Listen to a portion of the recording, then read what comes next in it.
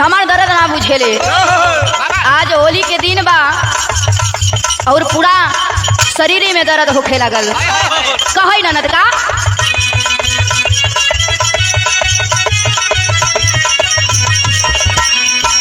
यह कहे कि होलिया में पियावा मोरा दिहले झका झोर मुरना नदिया रे बथता कमरिया बड़ा जोर मुरना नदिया रे।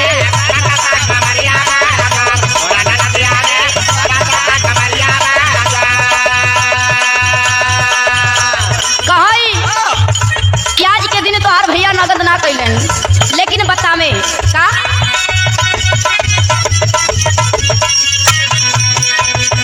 दिहले लतार मोर कोरी चुनरिया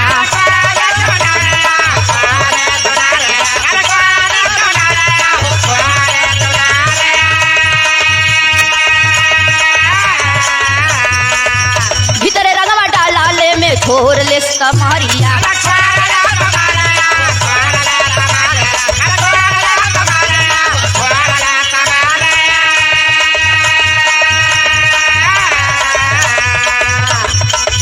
बधियले दिलावा में प्रेम रस घोर मुरना नदिया रे बथता कमरिया बड़ी जोर मुरना नदिया रे।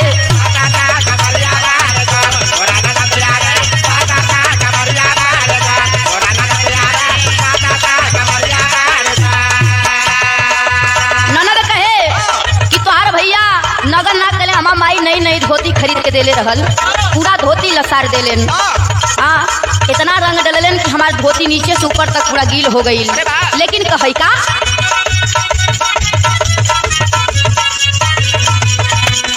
गोरे गोरे गालावा पे पोताले गुलाल हो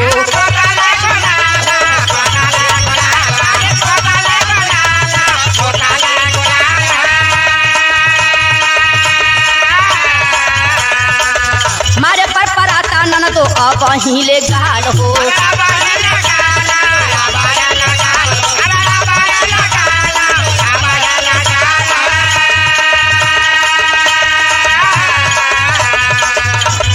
फगुनी बयरिया में तोड़ा दिहले पतंगी के डोर मोरे ननदिया रे बथता कमरिया।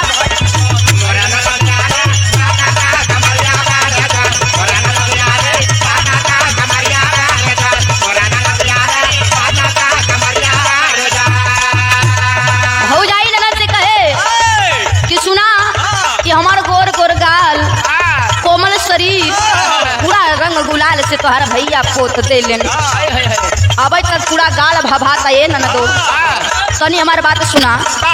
कहे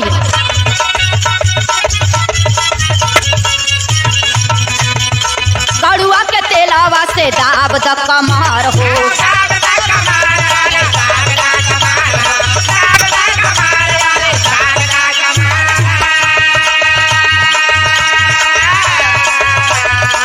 होली में सिंहासन से रह बैसम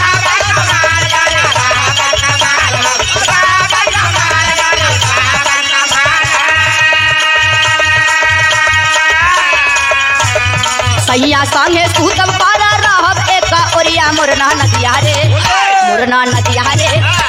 बथता कमरिया।